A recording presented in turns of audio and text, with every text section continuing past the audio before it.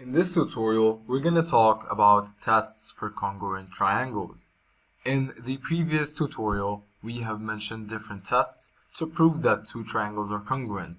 Now, we're going to be starting with the first one, and that is SAS, or side angle side.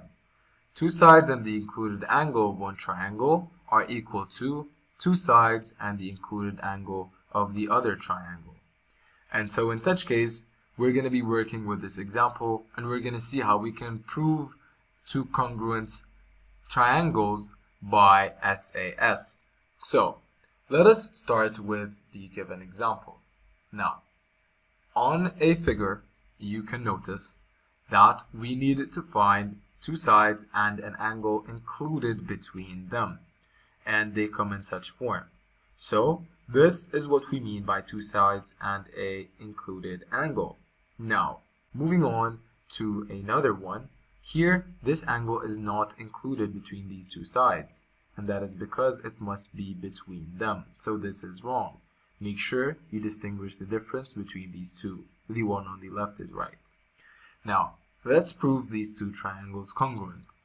Taking a closer look, we can notice that GI is equal to JL, and HI is equal to KL, and the angle I is equal to the angle L in the other triangle. So let us start by proving. The first thing that you're going to have to do is to name the triangles that you're working with. In two triangles, JHI and JLK. HI is equal to KL is equal to 8 centimeters. And GI is equal to JL, and that is equal to 5 centimeters. Now that we have named both sides equal to each other, let's talk about the angles. We must mention the included angle that is between the two sides that I've just proven to be equal to each other. And in such case, they are I and L. And of course, not angles G or H or J or K. They must be included between the equal sides as we mentioned previously.